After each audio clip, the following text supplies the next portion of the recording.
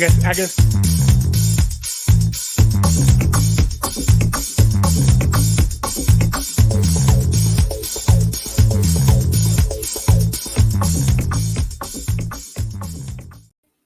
Hey everyone, welcome to the Relationship Smith Show. We're glad you're joining us today. We have comedian, filmmaker, writer, actor, wrestling coach or wrestling trainer, Brian Swinehart with us today. Thanks for joining everybody. As people, glad to have you here. Thank you so much for joining us. I'm thrilled, actually. All of us have spent some time digging into your work. We were actually counting up the number of comedy clips we've each watched, and I think between us we've exceeded, at least 150 in a short period of time. Wow. Which is because I saw this great. One. That was fun. I mean, somebody may have inflated. Yes. It always me. Yeah. So hey, you have an interesting story. You the reason I reached out and the reason I really want to talk with you. You seem to know a lot about relationships. Your act is full of relationships of different types. I'm also interested in you yourself. You moved to LA when you were 20, and that had to be a big adjustment for a 20-year-old. You're originally from Ohio, correct? Yes, and I'm from a very small town of 2,000 people. So it was a huge. I mean, we see horses and buggies in this town, so it was a big difference. I'm in Pittsburgh myself, so I know some of that Ohio. Okay. Yes, you're very If you're close to like Lancaster, maybe they see some Amish there. Lancaster, PA, I know has some. So. Yeah. From Central Pennsylvania as well, Amish town. Yeah. Amish town. Lots of Yoders in our past. Yeah. Yeah. So that was no doubt about it, a big change, as you Midwestern guys can imagine. So, and I moved out there when I was 20 years old and was involved in the entertainment industry from a very young age, and it was pretty. It was a big adjustment, and the girls out there are a lot different than the small town girls, you could say. A little bit, I'm sure. Did you ever when you first got there? And again, I'm keeping in mind you're 20. You're not 20 to where you are now is 1,000 miles away. So at 20, did you ever bump in? You had to have bumped into a celebrity crush, right? Did you? And how did that go? Well, you would see celebrities, and then one time I was walking this area called Runyon Canyon, and I saw this woman, and I kind of smiled, and I smiled back, and I kind of felt like we had a moment, and I'm kind of flirty, but I'm with my friend, and then my friend was like, "Yo, dude, you were just smiling at Drew Barrymore." Oh, really? What? That was Drew. Oh, so fantastic. I thought there was something going on there. My buddy thought there was something going on there too, but it kind of just happened fast, Should have said hi. Should have said hi. I should have approached. Do you recall? You remember that one time? Hey. When you got out there, you mentioned you had a friend there with you. You had to make all new friends when you moved, I assume, or I don't know if you brought somebody with you. But do you still have any of the friends that you had when you first got there? Do those friendships stick? I do. I have the very first guys that I met out there were filmmaker, film school students. And they are still my friends. We did a short film, and low budget. We didn't know what we were doing, but 25 years later, I could still call them up anytime and have a conversation. Was pretty cool. And I moved out there. I was in some acting contests here in Ohio, and that kind of brought me out there. And my first landlady was a lady named Bernadette O'Brien, and she worked wardrobe at Paramount, and I'm still close with her as well. So, yeah. So you can make friends and keep them out there. It's not like the Midwest where you bond with some. It's not the same as the friends you grew up with since you were 2, 3, 4, 5, first grade. But you can have friends. It's a little fickle business. It's kind of tough in that regard. Sure. As far as people, you might be friends with somebody, but if there's someone more important in the room, they might ignore you for a little bit to talk to that more important person. But that's the business. That's also the story of my dating life back then. Yeah. Like, sorry, but she's, yeah, no, that's cool. I was really curious about that because, like, when you get there, like, I just imagine there's so much vulnerability and openness and things you have to learn that when you find the few people you can trust that early on, like, there has to be a bond. And I was just wondering, like, does that continue on through decades later? Yeah, like I said, I've had some friends for over 20 years from there. From let's say I got there in 2000, and I still keep in contact with these guys. And when I go back I'm doing a show out there in February, I'm sure I'll run into those. I'll call them up and see if they're available. Yeah, so it's possible. It's possible to make friends there and do things. I think the cool thing now compared to then is you don't need. Back then, you had to go to LA or New York to get into the entertainment industry, I feel. And now, I mean, look at what we're doing here. Yeah. Right? Yeah. Yeah, totally. And it's accessible. It's accessible to everybody everywhere. I don't know if I'll ever reach any sort of level, but if I did, I'm still not planning on moving to New York or like. I like it. Oh, here. Come on. So, I think Brian, Pittsburgh's a good spot. Go ahead. No, I'm done. That's good. Oh, I was going to say you said something nice about Pittsburgh. Yeah, I have to hear that. Yeah, I said Pittsburgh's a good spot because you're still central. You're close to a lot of things, and it's a nice old city, but it's not. It's big, but it's not overpacked like New York City is. It's not so overwhelming. Yeah.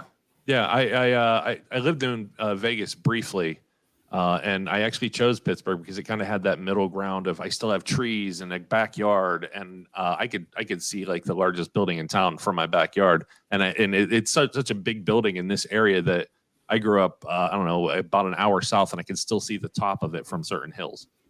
So it's a big city, but and I had cows for neighbors growing up. So it's a little bit of both, which is fantastic. Like whatever you want, you generally get.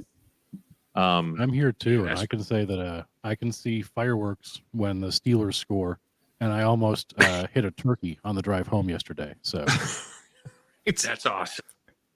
Yeah, that's awesome. Free Thanksgiving. Yeah. Hey, when did you start comedy, Brian? Like, was it something you did after you moved? You beat me to the question. I was getting into the grind. You son of a gun! I love comedy. So, I started comedy. Technically, my first show was in 2002, but it took me a little while to really get going. And it's kind of an interesting story. I was doing some acting already, and I was about 22, 23 years old.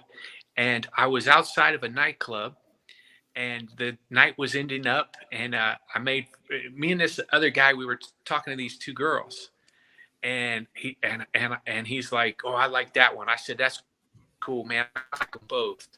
And and I gave everybody a piece of gum, piece of chewing gum, and the guy goes, "Dude, you must not be from LA. You share." And I'm like, "No, I'm from Ohio." And he was doing a local comedy show for new comics comedy show at the Pasadena Ice House. And I went to watch his show, and I was like, "Yeah," and I was like, "This is awesome. How did you do it?" and he introduced me to the guy who books comics who have never done comedy before and gives them a shot. And I did it, and I just kept going. I mean, I was having rough shows, but I just kept going. I was like, I like this. I can see myself getting better at this, and let's just go. And I was too young to know better, if that makes sense. I was too. Yeah. When you're young, you can have rejection or anything, and you can it doesn't even faze you. So. And it's always their fault too. Like, they don't get me. Yeah, yeah. So that's how I started. I just kind of went and did it, and I randomly one night met a guy who was a comedian, and strangely enough, we were trying to meet girls, and bam. Yeah. So that's how I got started. And, Los Angeles at the time was really a great spot for comedy shows for young people at the time. It was early 2000s was kind of its prime for that. I think it kind of is a little different now, but back then it was like every night of the week there was some kind of event going on for it. So that's awesome. Zaz, I know you had some questions about grinding. Yeah, that was going to be my thing, was, knowing from where you came from. Oh, we're bringing up the podcast. I'm just flashing some of the stuff here. Nice. No, well done. That's the his podcast he does with his sister. Correct? Mm-hmm. Yes. Yeah. Okay. Anyway, sorry, didn't mean to. We'll get to there. Yeah. No, but my question was what came first? Was the want to? I mean, you answered the question, but so once you get into it, where were you grinding at? And because I was like, we were talking about Pittsburgh is known for being a small city with that feels big. It wants to be a really big city, but it has the Improv and the Funny Bone and some coffee shops in between. Rest in peace, Funny Bone. And we were talking before the show. Oh, come on. Really? I mean, some of my greatest comedy moments happened there, but when they destroyed it well. Oh, they did. I mean, it went down. And the point being is, so you grinding, I mean, did you grind out in LA, or how'd that work out? Yeah. So, the first couple of years I would go on stage. Maybe at first when I started, it would be once a month, because I would only do once a month because like I said, I was still young, and I would get so sick to my stomach. It was fun, but I would really, it kind of consumed my mind when I had a show. And then once I kind of got going after about the first year, I started going to pretty much open mics on a regular basis. And by about my third year, I was performing a whole bunch. And what helped me a lot was I got my own, what we call our own room. So there was a bar called the Three of Clubs, and I started putting on a Tuesday night show there every week. And that place was a blast. And it was also known for the movie Swingers. I don't know if you guys ever saw the movie Swingers with Vince Vaughn. Oh yeah. Oh heck yeah. Yeah. Heck so yeah. I've seen a couple movies named Swingers. Okay, yeah. Oh my god. This one was a cleaner version, I guess. It was rated R. Oh yeah, yeah, Vince Vaughn. Yeah. So yeah, you just kind of would go out every night. You made your friends, and you would just start. You'd start maybe at 4 p.m. and you would just try to do 2 or 3 open mics when you start off at the time, and then eventually you would get to go to the Improv and the Comedy Store, and had a lot of great times at all those clubs. And sometimes you would stay out too late. Yep. I actually have a question that I've prepared around that. And I'm not asking you to go into a bit here. I dislike asking people to do the thing they do. We're just trying to talk to you. What was the most messed up situation you found yourself in after a show? Oh, that's a good question. And everyone's names involved, please. Use real names. And use Totally. there's been a lot of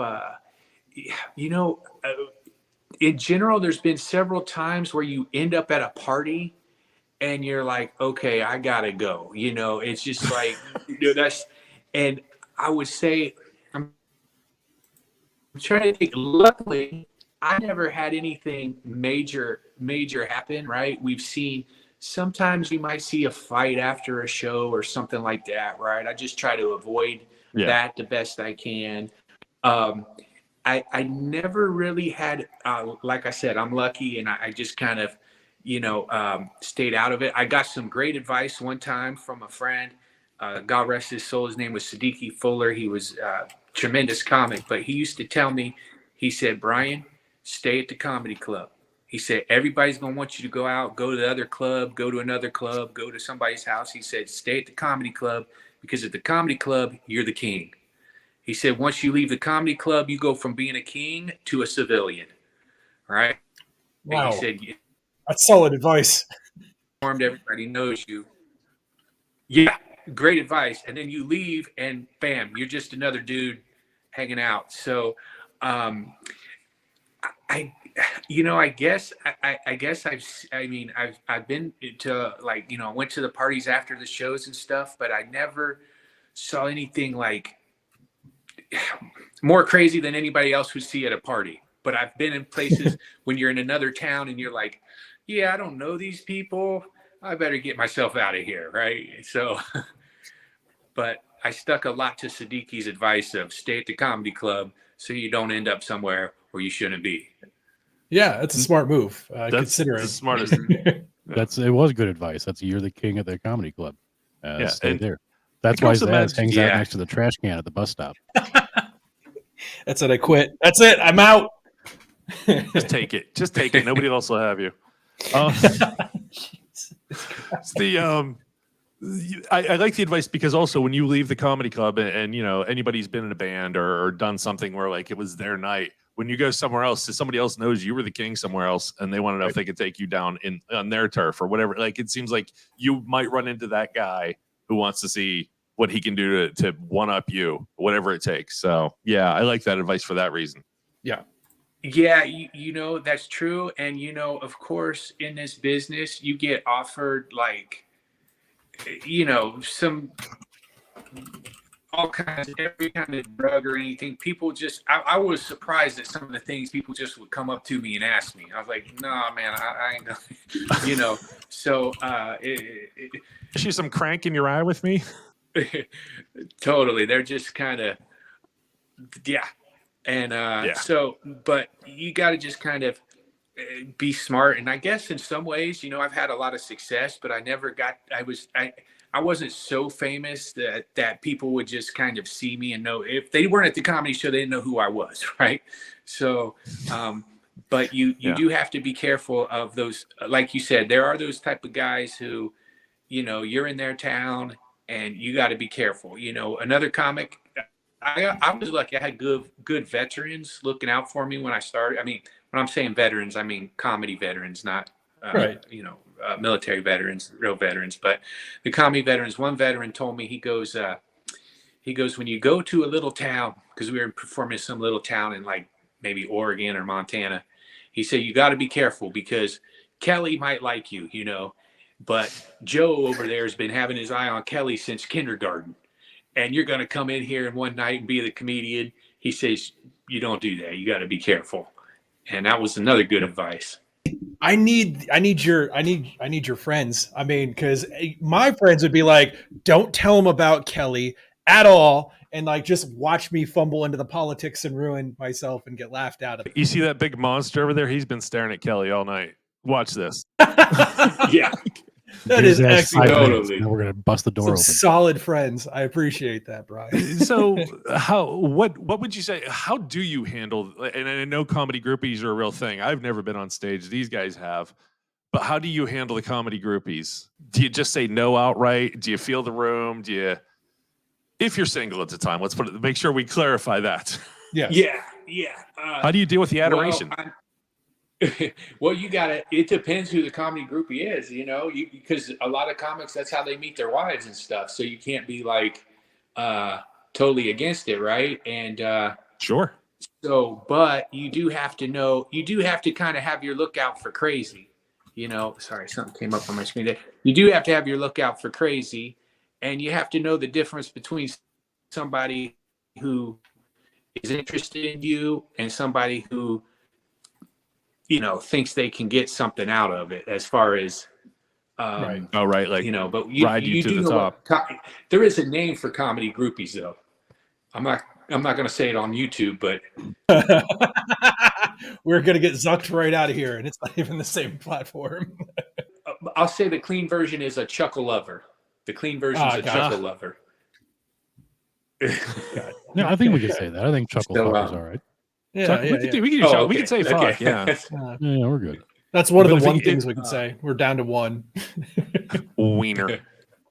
Great. We're gone now. We're gone. I imagine like your first time running into it, it has to be a little bit of a stunning. Like you like me for this bit I did. I've never I don't know. I'm not sure how well I'd handle it, especially at first, is what I'm saying. The instant feedback of the kind you've been wanting for a while, probably, Yeah, you can kind of like I don't know. You can also kind of like write your act in a way that, because I mean your act changes in a lot of ways, right? Because you get older and mature. But when I was that age, I kind of knew, like, I have a theory about girls who put out in 2 hours. They're my type. And I hope that's still in your act. Yeah, it's still my act. Okay. That's good. But I remember one time sitting there after the show, and after I did my show, and the headliner was up, and I was at a feature at the time, and some girl sent me a napkin that said, "I'm your type." Oh my God. So You're like, all right, let's see what you got. You have to at least find out what she looks like, right? Totally. And that In the worked light. out though? Did that work out for you? I mean, yeah, that was a solid gig. I mean, Okay. So- There you go. Oh, too funny. So let's switch gears for a little bit. I want to get back to promoting something you're doing right now. You do a podcast with your sister. Have you two always been close and good friends, or did you go through the you had to be adults to be friends thing? Well, it's been a little of both, because so I feel like her and I were close. Maybe I was always kind of doing my thing, and she was doing her thing. We had a little sibling stretches or whatnot, Sure. But and like any brother and sister, you have some squabbles and disagreements, but pretty much we got along good. She's always been a very supportive sister, and when she would get upset at me, she would like write it out or tell me in a proper way. It wasn't like she would get I guess the right word I'm saying is level-headed, even-tempered. But I guess she knew that I'm not even-tempered, so she had to be delicate with Double down on it. Double down. And but she's been a real blessing for me, because over the last couple of years, ever since leaving California, I've been in the process of getting things going again with my career and everything. And she's constantly coming up with great ideas and things to kind of keep me going. And one of the things is, the podcast, which is really, as you guys know, doing a podcast is just, it's fun, and it's a great way to express yourself, and it's a way to keep you creative. Yeah. And we've been having a great time with it, and just the feedback from it has been wonderful. So I really, I I'm like really when you guys get glad. off topic. What's that? Like I love when you guys get off topic. Like when you just like, you're talking about childhood memories and stuff, like, and it comes up, like the organicness of it. I like your brain working and then trying to in the moment tell a creative and fun story that's based on reality because she'll bust you if you get a detail wrong. Like, so you have to be right, but you also have to be entertaining. And I love watching that process build in you, because I've seen her call you out like, no, that's not. Yeah. So yeah, I do like that part of the podcast. Yeah, because she knows that I do have a tendency to take a story and stretch it out a little bit. Good job. It's your job. Yeah. You can't let the truth get in the way of a good story, So. Nope. Exactly. And I did want to ask you, this is going back, how much, and this is the most annoying question to ask a comedian, I get it, but your stories of meeting women or having relationships therefore with, they seem damn real. And I know there's some comedy thrown in, but nobody can invent some of the stuff you've come up with for some of your jokes. Yeah, they are real. In fact, here's how real one of them is. I have my journal, and I write in my journal almost every day, as much as I possible. Right. Nice. And and when I was I don't know, in my 20s at some point, I wrote in my journal, man, this girl kept yelling, "Give me the big one." That is so weird. And then I put that into my show. And don't tell the punchline unless you want to. Yeah. I was like, is someone else in the room? That's so you're with me, now, right? Of course you do. Yeah, you're talking to me, right? So that's how that one came about. Reading something I wrote in my journal, like, it was so weird. This girl, so you do exaggerate things to get the laugh, or you might change certain things. But for me, all the stories start with an element of truth. Yeah. Because if you're lying, then the crowd knows you're lying. If you're telling the truth and then you have an exaggerated punchline, they're going to laugh because they know the punchline's exaggerated, but they know it comes from a place of truth. Now, that joke I said, that one always works because it's so true. And there's always guys in the crowd that can relate to that. I mean, I don't know how many dudes have come up and be like shaking my hand and be like, dude, I'm so there with you, bro. I've been fairly fortunate and I haven't had too much fake, but I had a friend and I knew the girl, and he said she was so fake moaning that he got dressed and left. He just couldn't handle it. He was like, I can't. She's like, but he gets that moaning. I can't. She's like, well, I'll stop. He's like, nah, I gotta go. So yeah, I had to look at her in the face for like 2 years. Yeah. I was curious how bad it could be. Like, I can't trust you here. I can't trust you anywhere. Yeah, if you don't trust it, don't fuck it.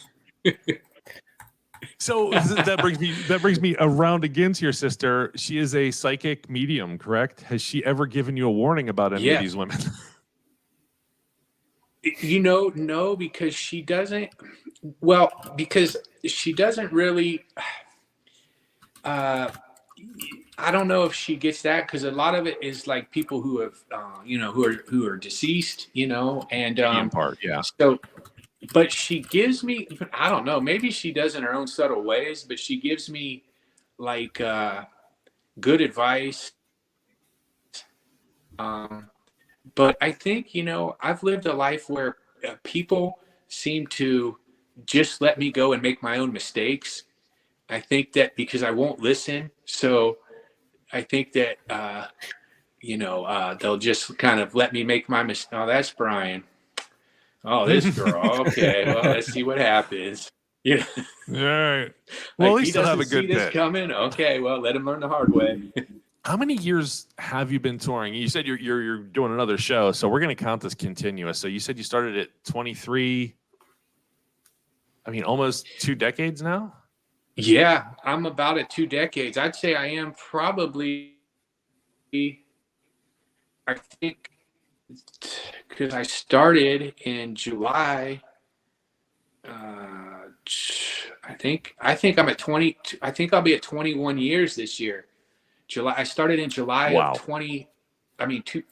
2002 was my first show. So I'm going to count it from there, even though, I'm still going to say, so I would be about 21 years.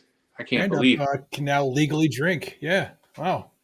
Yeah, I was just old All right, enough to, I was just a little old enough to drink back then, at age 22. So, and I had one of my first jokes I wrote was actually my friend Fraser Smith helped me write this joke at the time. He's a great guy. He's was a radio announcer on KLOS, which was a big station in California, but it was because I had dated an older woman, and we came up with this joke, man. Yeah, I met this woman, older than me. I was 20, she was 40, she had a child, he was 21, but it was cool. He bought me beer, and Nice. so cool. so that was one of my Awkward first joke. ones I Yeah. came up with back then. Yeah. Probably applies. But yeah, so I'm old enough to drink in the comedy world. Yeah, it's crazy because now I'm seeing comics that are like 21, and I'm like, wow, dude, oh my gosh. What's the comedian like we all like but don't like to admit it? Matt Rife. Rife. Yeah. Like he's just so young. I'm like, you shouldn't be this successful and this good at crowd work. What's So wrong? put this in perspective. All three of us got we heard Matt Rife and we're like, oh, this guy's really funny. But he's a genuinely good-looking person who has a large female following, and that's kind of like And so all of us are like, how do we tell the other one that we found this comedian who's legitimately funny, but who is like primarily female audience, and they're all like, oh, you're hot, it's.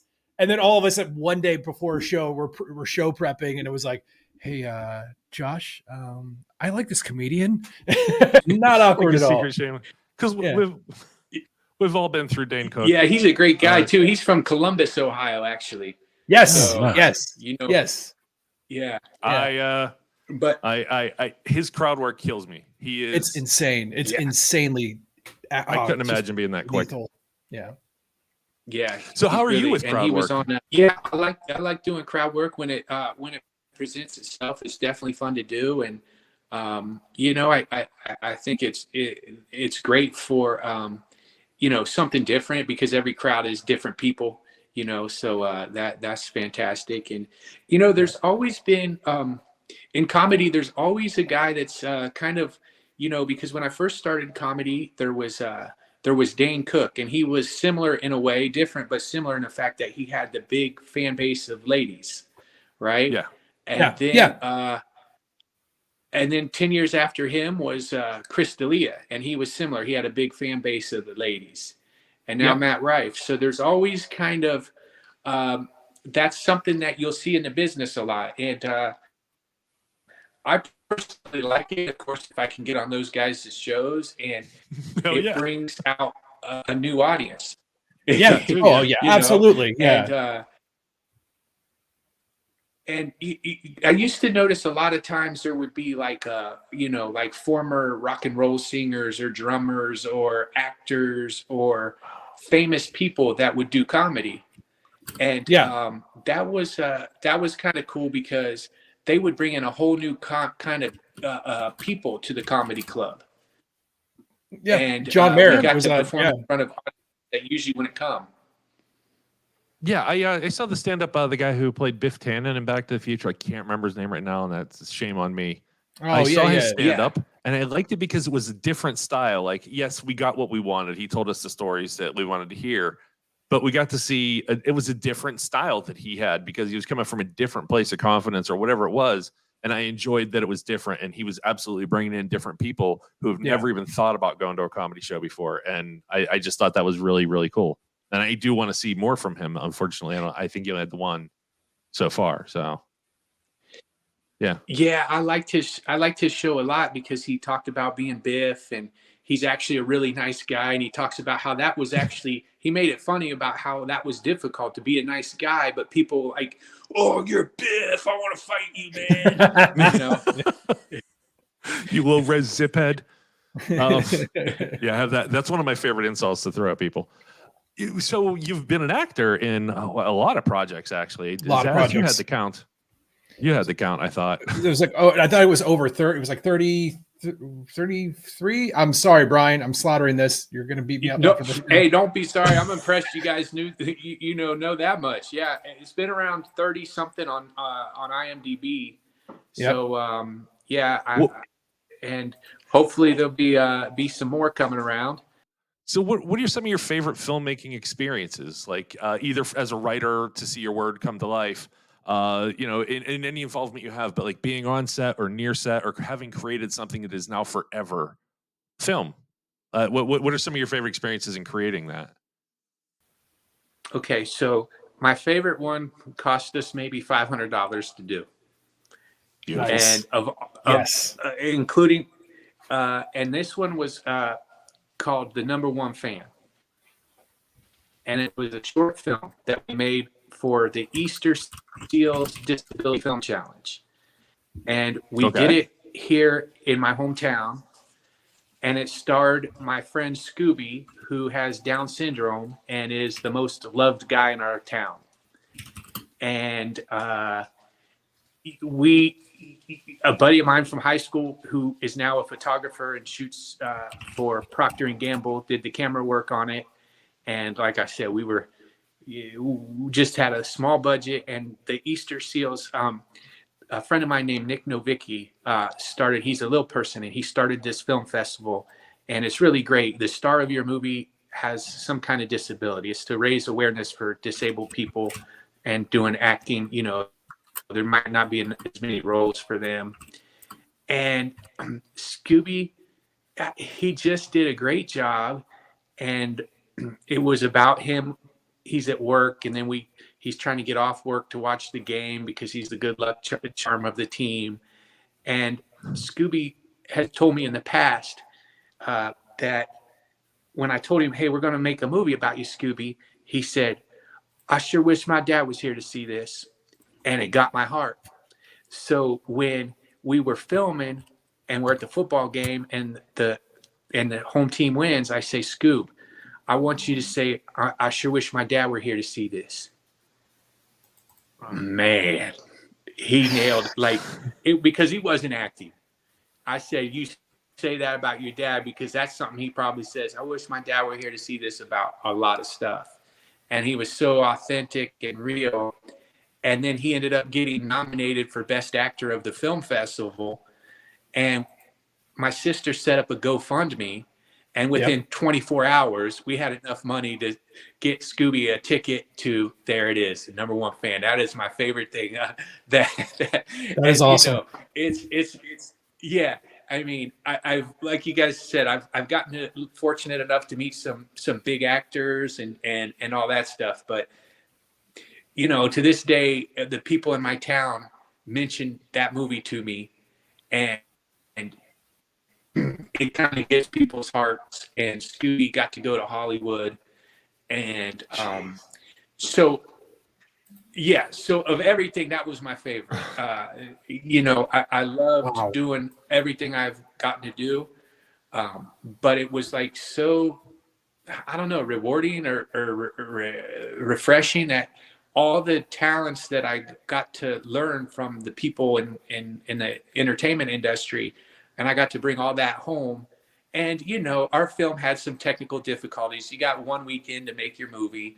So it wasn't technically perfect, but to us, it was perfect because it told the story, and it was fictional, but it had a lot of truth in it of how Scooby is an important figure of our town.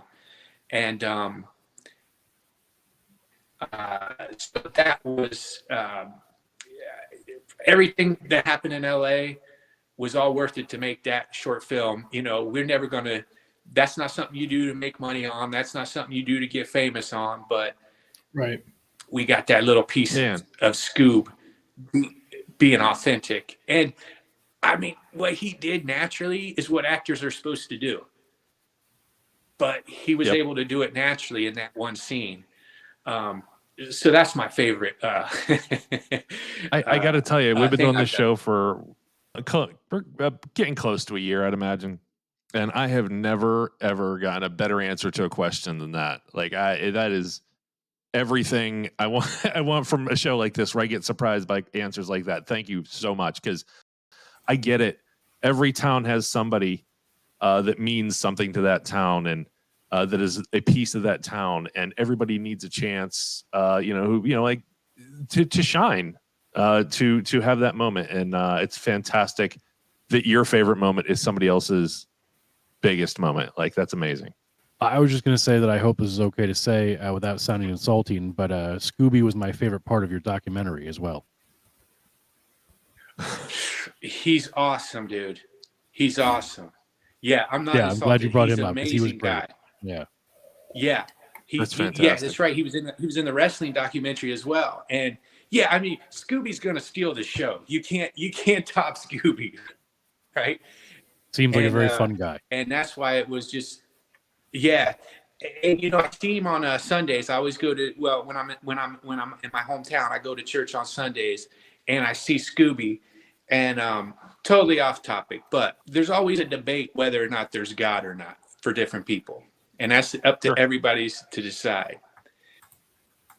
But when I see Scooby at church, I believe in God because Scooby, it's without question there's a God to him. And it just makes me like really believe, because I think a lot of people can overthink things, right? We can sit there and pick things apart and use a part of the brain. Well, if there's a God, why did this happen? Why does this happen? But when Scoob sits there and he's into it and he knows there's a God. And I don't know, that just makes me believe, totally off topic, guys, I'm sorry, but that just makes me believe. No, by no means. He knows. Making that movie about Scoob, it showcased him, but it kind of showcased my whole town too. And the people in the town got behind it. And, I love my town. And the hard part about growing up in a little town is that sometimes people think, well, you're from here, you can't do anything. I think that can be said for any place, areas. There's probably places in Pittsburgh, same, right? Where you say, yeah, but you're from here, right? You're from here. And so it's always been a goal of mine to, do stuff like that so that people from here can be like, yeah, but we had so-and-so from here. And, I've seen it done before.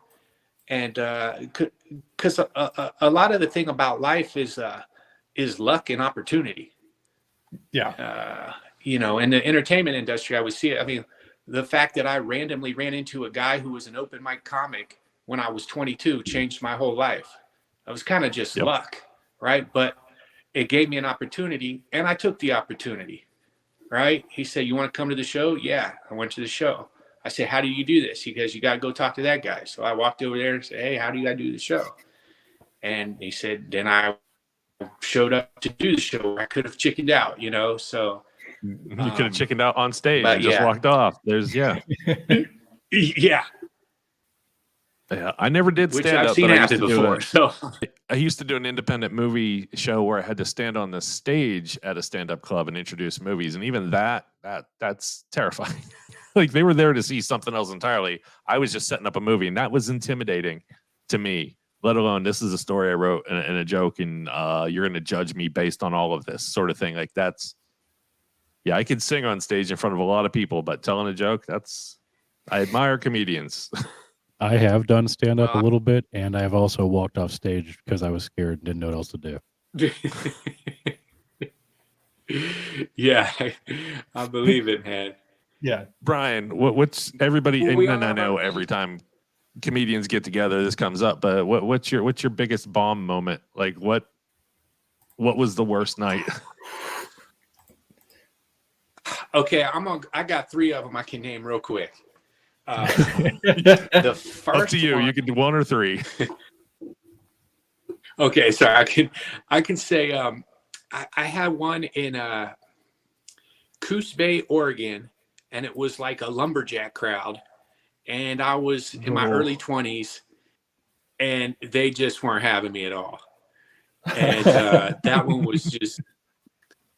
And I got to be honest, I told the booker, oh, yeah, I can do 20 minutes of material. I only had 10 minutes of material. I was thinking I'd do 10 minutes of material and talk to the crowd for 10 minutes. I was just trying to get on the road. They're going to laugh for at least half of my set, so. I know that. There's nothing better when you're on stage and you're like, oh, I just did like 7 minutes and crushed, and then your buddy, his name might be Josh, looks at you and go, what are you talking about? You did maybe a minute and a half and it was pure silence, and you're like, oh, are you kidding me? What's your number 2 story? Yeah, we call that laugh ears. You think they're laughing, but they're not laughing, Yeah. Well, but you were talking earlier about when you first start, you've got to have that belief, even though it's not, valid. And that's definitely part of it. Mm-hmm. Yeah. Yeah, you got to believe in yourself, whether or not you have it or not. You got to just keep going, and that's like it's like sports. I mean, there's so much of life that's like a sport as far as that goes. You're not good at first, and then you keep getting better, and you keep going. And I had one in San Jose I had a show in San Jose early on that was tough. One random guy, it was the midnight show or the 11 p.m. show, and one random guy kept going, boo. Boo. I couldn't even see where he was from. It was like dark. A good one. So, yeah. That was a hard one, man. He couldn't. It just was like a random. And then I once did a VFW gig, and usually those are awesome, but they'd been drinking since 2 p.m. and it was a guy's birthday party, and they were just crazy. It was like being a high school substitute teacher, man. It was, but you were the victim. I used to say I used to have a day job, and I invited my boss to a show when I was first starting. That was a big mistake. Never let your boss see you screw up 2 jobs. Yeah, in one day. I'm gonna rethink everything about you now. Yeah, I remember. So before we went live, we got to talking about wrestling, and I didn't know if Zaz or Josh, you wanted to lead into this because I think we touched on sports, and I'd kind of like to go there. Well, yeah, I think it's a good segue. There is, I mean, you've talked a lot about the people that have supported you and done a lot, and certainly about your town that you grew up in, and those two things really came together in the documentary that you put out about going back to wrestling again.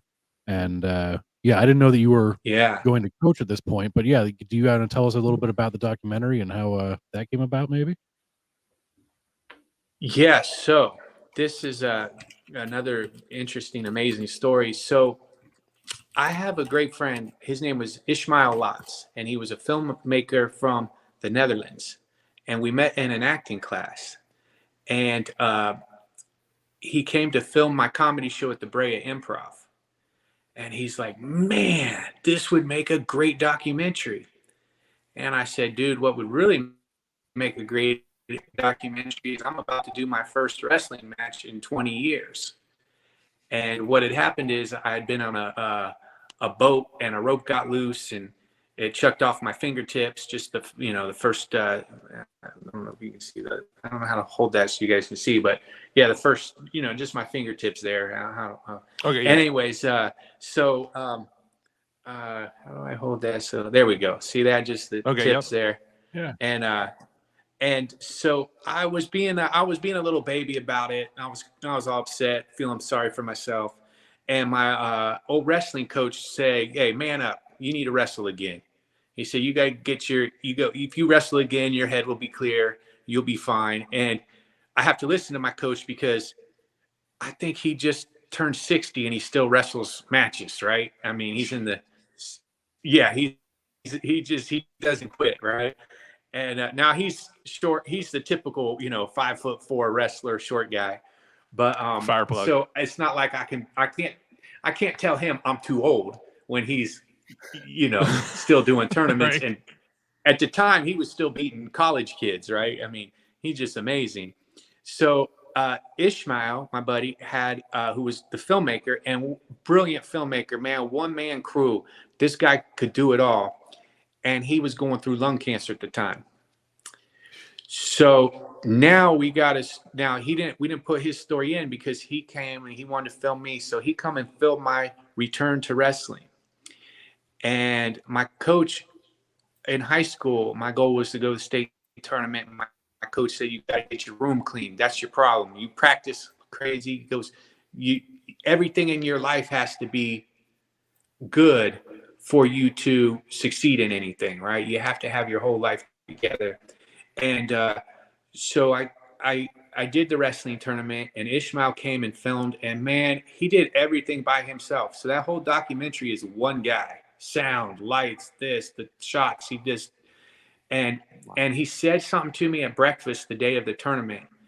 I said, and we were eating at Perkins Restaurant. I don't know if you guys know a Perkins. That's where I went for breakfast after I made weight. Yeah. So we're sitting there at Perkins, and I told him, I said, Ishmael, man, I really appreciate you doing this for me. And he said, Brian, filming you got me out of my head about me. And that made me feel good. He said, because basically here this guy is going through cancer. I mean, it was pretty much, he knew it was stage 4. It was, and so he knew what was, the cards had been dealt.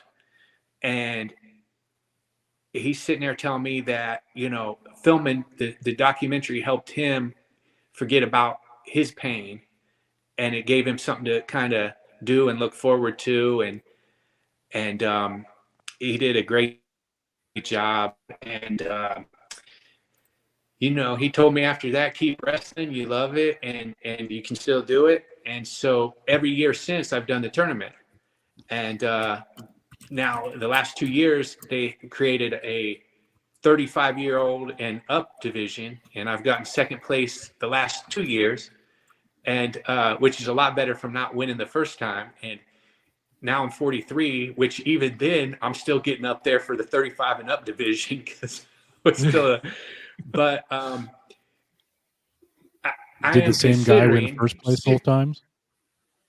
You know what? The first year I was in a 165-pound weight class. I mean, the first year of the 35 and up, I was in 165, and then the next year I missed the 165-pound weight class and went up to 180. So, but the same guy won 165 2 years in a row. And so you just got to beat that guy. I'm considering. Yeah, I got to beat that guy. Yeah. All right. So I went back in 2020. I went back and did online classes at the school I was going to here in Ohio. When I came back home after, in the middle of the pandemic, I thought, well, I'm not able to work anyways. I might as well go back home. And I started taking online classes. And I'll be done with my 2-year online class this year. And I'm talking to my coach, and I have 2 years of eligibility for a 4-year school, and I might wrestle in a college. And that's awesome. It sounds pretty crazy because I'll be 45. But yesterday I was watching George Foreman YouTube videos, and he was 45 when he took the heavyweight championship. So I can't use that as an excuse. What your body loses, your brain still has all that experience. Like you have advantages, you have disadvantages, and let's see which one wins. It's always a great story, like which one's better tonight anyway, because it could change tomorrow. But I love that. So I did have something, another kind of thing.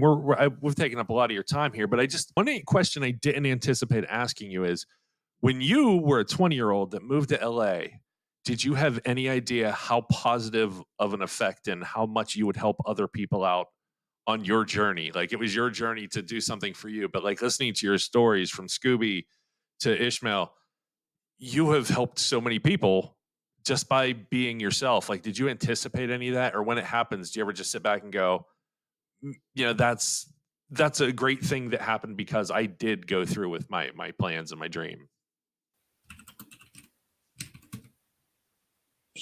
I've never even thought about that, to be honest. I've never thought that I guess I'm really glad that you noticed that, you pointed that out. Because I guess I never thought, I'm going to get in this and to do it. I just knew that when I was at the community college and I was doing acting. I was doing a good job. And then I won a little contest, and it probably inflated my ego so much that I moved to California. But I don't know. I really hope that it's, and I think between Scooby and Ishmael, yes. And at the same time, though, both those guys did a heck of a lot for me, right? Sure. Because Scooby gave me, something, and Ishmael gave me only Ishmael could have filmed that documentary the way it was filmed. And I felt like it was such a nice thing I can, put in my pocket for forever. But I am happy if all this creativity can affect others. And I do think sometimes with the comedy, okay, so even with that, I've noticed, like, I had a show back when, at the same time period when people were booing me, I had a show where a husband and wife came up to me and they said, our husband died 6 months ago. This is our first time we've been out to a show, and we just wanted to say thanks and buy you a beer. So I kind of got that from a young age. I was like, okay, this comedy thing, it can be positive to people. And a lot of people have, stuff going on. So yeah, I look at my time in the business and I think, well, if all that can lead to some positive things, then man, it all the ups and downs were worth it. Yeah, so, you know what? I don't know you. Come off as a genuinely kind person who wants the best for people. Like that, even in your comedy, you wanted that woman to have a bigger dick. Like you've always wanted to like help people up. I'm trying to turn this around because I do have one left field question. No, but in all seriousness, you've brought a lot of joy and you've done added a lot of positivity to the world. And I think maybe that's a Midwest thing for me to recognize in a lot of people, even the people you wouldn't expect. There is this, I would like to, we were talking about something earlier amongst us and all of us agreed like we wanted to do more that involves charity and any positive we get out of this. We want to make sure that, and I think that's something that's unique possibly to this slice of the world. I don't know, but like I recognize it in others that you're like, well, I asked you your favorite time and it was helping someone else. Like these sort of things, like your story about your documentary was about helping someone else. And even though that's not in the story, that's something you can't fake. That's something that is, I don't know. I think it's a piece of kind of where we're from that I look for in others. And I didn't expect this interview to go this way at all. So thank you so much for sharing those parts of you. Like that's more than I could have expected. But I do have a follow-up question to dig us out of this emotional hole. What sexualization do you think is completely overrated?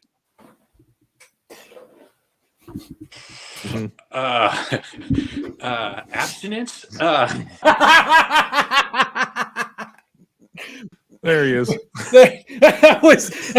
I about walked off the set on that one. That was a good. I mean, this is a question for the group, but yeah, I think 69. The number one answer, everybody gets 69. You can't do one and enjoy the other. If you're doing one properly, you're not enjoying the other as much as you can. From amazing documentary conversation straight to this, Nathaniel, I'm not taking. I thought that's how you did it. You took it down to the slow sensitive and then you punch him in the face. Never been on stage, but that's how Dennis Leary did it, right? Yeah. Okay. What is Leary Bill up Burr to? did it in his last act too. I think you're right about that because that's a little tricky. Posturing can crank your neck a little bit. Yeah. And as you get older, like there's feet in your face or whatever, like get up here and you gotta. Yeah. I don't know. I was writing questions for you. And I'm like, these are all serious. I gotta throw in something else, and it's in my notes, and I had to say it. Commitment. I'm gonna say that you had your notes ready. You're very organized when it comes to what you do, and you. And then Brian kills me with these stories that are genuine and sweet and awesome, and I'm like, how am I gonna talk about sex positions now? Some people use notes to edit with too, by the way. Oh. Oh, so I didn't do them in order. I apologize. You square peg round hole it. I'm just gonna fit this in no matter what happens. Yeah. Like I'm looking up the documentary. I'm like, look at this. This is gorgeous. This is absolutely, and Josh. Yeah. I was going to bring that question in. Actually, it's written down after the sister, like talking about your sister in your podcast. I'm like, no, this is not where you bring this question up. Like, this is not. No. You know what? Knowing the options, glad you waited to the end of the show. Great. Yeah. Thank you. There was a That's third some of my option, I comedy suppose, writer but yeah, talent. okay. Yeah, timing. Timing's everything. So, Brian, Yeah. listen, we've taken up an hour of your time. We could spend another hour talking to you, but I don't want to do that to you. In fact, I'd like to have you back to talk more. I would love to. You guys are What awesome. do you want to talk about? And do you have anything you'd like to plug? I know you have a show coming up. I know you have a podcast. Anything else that you like talk about those? Because we'll clip those out and make sure people see them. And let's make this worth your time too. Oh man, it's well worth my time. Yeah, so we got the podcast going. I just got a message that I'll be headlining El Paso Comic Strip. It's in El Paso, Right. November 24th and 25th. So that'll be coming up, and I got a bunch of local shows here in Ohio coming up, and I got to update those on my on my website. But yeah, I'll be staying busy. If you guys appreciate you guys putting everything out. If you check out my YouTube, I have the documentary with the wrestling one and the number one fan with Scooby. And I'm definitely watching that tonight. Yeah, absolutely. That's not even exactly. Yeah. If you guys can watch that one, that's 100%. really, it's definitely, it's only 5 minutes long, but it tells a little story in a quick period of time. And I love it. No, Fantastic. I appreciate you guys reaching out, and I'm happy I put up those videos on Twitter, man, X or whatever, because I had to take myself off of social media for a little while, just because I kind of deleted my Twitter and then I brought it back, but I'm Elon glad Musk that did the same thing. it's working. Yes. Yeah, no, you got to take a step. Like it's Yeah. just like a vacation. It's I feel that I'm on your side on that one. Yeah. Yeah. Yeah. Yeah. So listen, Brian, we're going to get out of here. Let's put up the cards again one more time, Josh, if we can. Brian, I'm going to ask you to stick around just for a couple minutes, do a little after Sweet. show talking. We didn't get a chance to have anybody. We had the number up the whole time in the title, but we didn't have a chance to have anybody call in. That's my bad. We're no. That's I was going to suggest it, but I was having so much fun talking. So Yeah. we're going to play our closer. Stick around, Brian. Just have a couple more. Just talk to you real quick afterwards. Sweet. And thank you personally without Cool. all the stuff in the way. So, Josh, you want to play us out? Yeah, here we go. We did it. Thanks very much. We Brian. did it. Have a good one, everybody. Yep. Hi, caller. You're on the Hello. air.